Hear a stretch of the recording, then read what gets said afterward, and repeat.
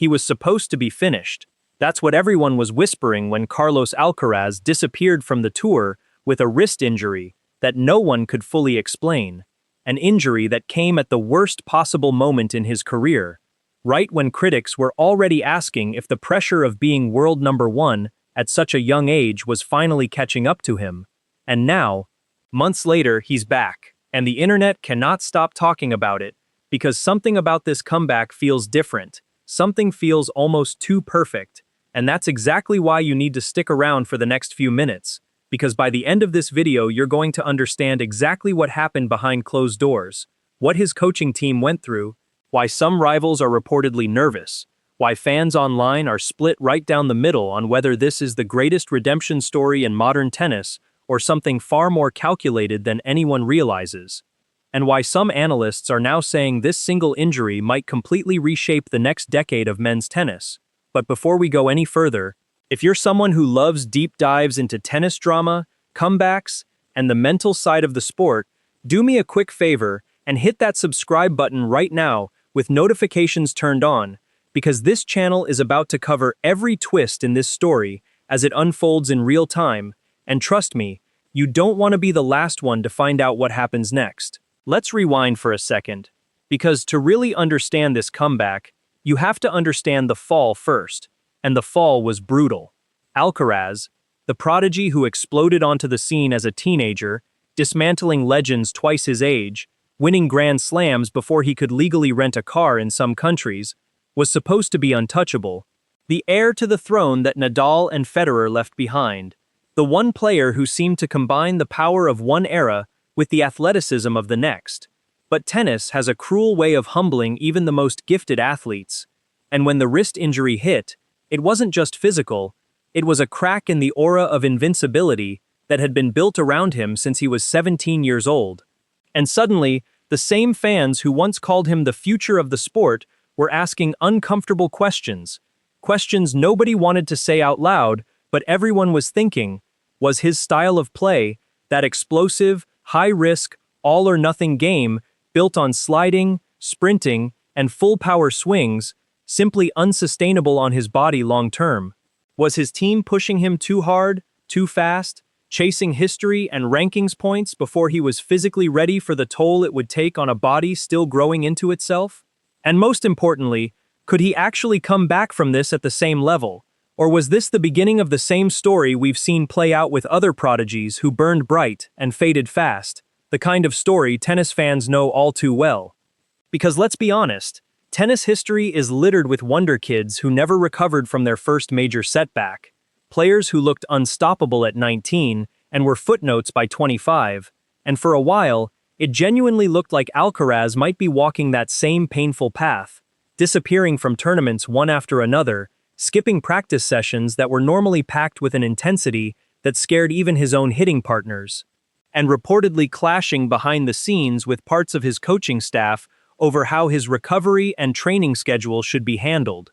with some sources suggesting there was real tension about whether he was rushing his return before his wrist had fully healed, tension that apparently spilled into practice sessions where insiders say his frustration was visible on his face, his footwork uncharacteristically hesitant, his forehand, the same forehand that once terrified the best players in the world, the shot that made grown men flinch on return position, looking tentative, almost cautious, like a fighter who's been knocked down for the first time and is scared to throw the same punch again in case it costs him everything. And that's the part nobody was talking about enough in the mainstream coverage, the mental scar tissue that comes with a career-threatening injury. Because physical recovery is one thing, rehab schedules and physiotherapy and strength programs are measurable, they show up on paper, but rebuilding the confidence to swing freely again, to attack a second serve, like your body isn't a ticking time bomb waiting to break down again at match point.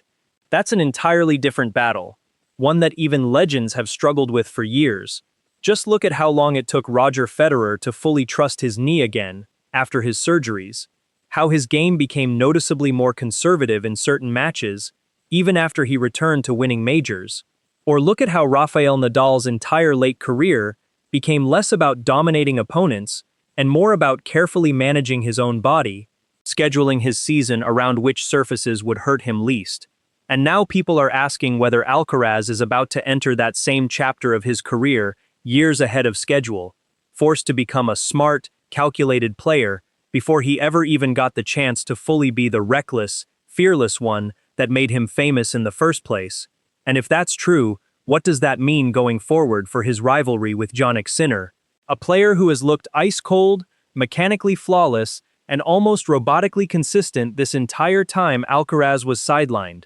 quietly building a case as the true, undisputed number one while the world was distracted? And what does it mean for the next generation of players circling like sharks in the water, waiting for any sign of weakness, any crack in the armor, to make their move and steal the spotlight for themselves? This is where the story gets genuinely suspenseful, because when Alcaraz finally stepped back onto the court for his comeback, nobody, not even the experts, knew what version of him would show up. Would it be the cautious, guarded player everyone feared the training footage was hinting at, a shadow of his former self playing it safe?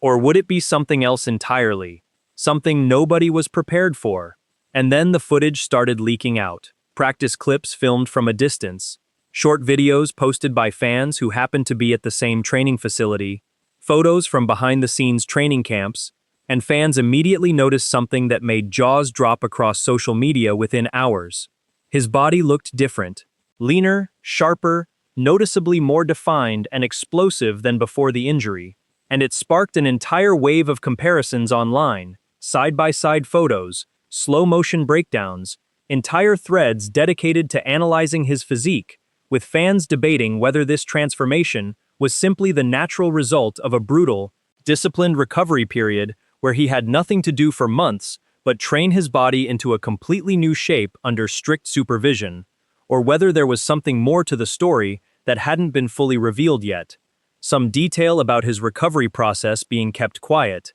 And that's exactly when the questions online turned from, "Can he even come back?" to, "Wait, is he actually better now than he was before the injury?" Because in his opening matches back on tour, the movement looked cleaner and more efficient. The serve looked faster and more consistent under pressure, and that forehand, the one everyone worried might be hesitant and cautious, was landing with the same terrifying power as before, except now paired with a patience and shot selection that simply wasn't part of his game in his earlier career. Almost like the injury, painful as it was, forced him to slow down and actually think through the game, instead of relying purely on freakish natural talent and reflexes, and suddenly, the entire narrative around him flipped completely, with pundits and former players openly wondering on broadcast panels if this enforced break might end up being the single best thing that ever happened to his career in the long run, giving his body genuine time to recover from years of joint-punishing, high-impact tennis, while giving his mind time to mature into a more complete, patient competitor, the same way injuries have historically forced other legends to evolve into more well-rounded, more dangerous versions of themselves rather than lesser ones. And this is the twist absolutely nobody saw coming. Instead of exposing a weakness like everyone predicted, the comeback may have actually exposed a brand new gear, a version of Alcaraz that's genuinely scarier for his rivals, precisely because he's no longer just raw, explosive talent anymore. He's talent combined with resilience and tactical maturity. And that specific combination, historically speaking, is the one trait that separates good champions from legendary, era-defining ones. And if you don't believe how significant that kind of shift can really be for a career, just look at how differently Rafael Nadal played after his own repeated injury struggles forced him to reinvent parts of his game around his knees and body, becoming smarter with his shot selection instead of purely reliant on physicality. Or look at how Novak Djokovic's most dominant, most terrifying stretches of tennis came directly after periods where pundits, fans, and even his own federation had basically written him off completely. So now the real, burning question becomes this: is Alcaraz about to enter the single most dangerous phase of his entire career, right at the exact moment everyone assumed he was at his most vulnerable and broken down? Because if this comeback is genuine, if this new level of discipline, physical conditioning, and mental patience is here to stay, rather than a temporary adjustment period, then Sinner, whatever remains of Djokovic's prime years, and every single young player coming up through the junior and challenger ranks might be facing a problem they simply did not prepare for. An Alcaraz who isn't just fast and explosive anymore, but smart, patient, and mentally hardened by real adversity for the first time in his career. And that combination, again, historically, is exactly what creates legends who dominate a sport for a full decade, instead of burning out after just a few electric, highlight reel years. And this is precisely why this story matters so much right now, in this exact moment,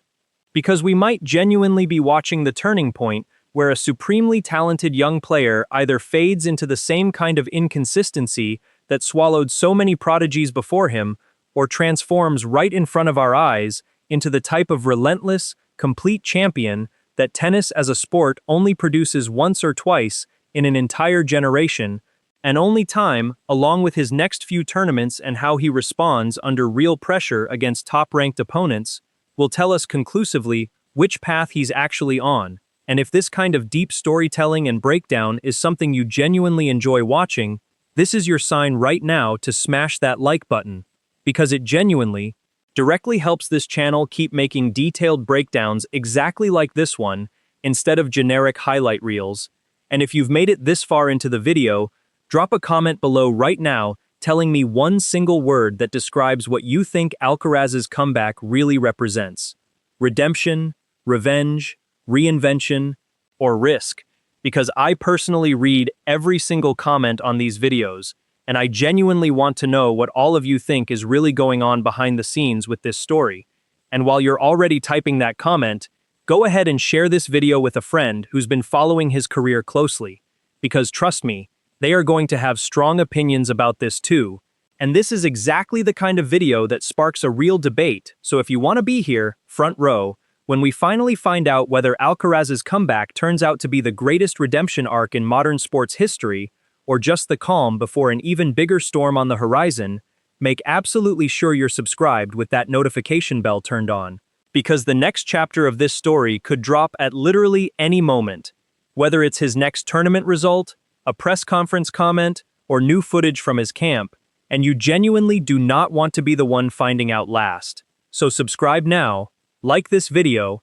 drop your prediction in the comments, and I will see you in the next one, where we break down exactly what happens next in this incredible story.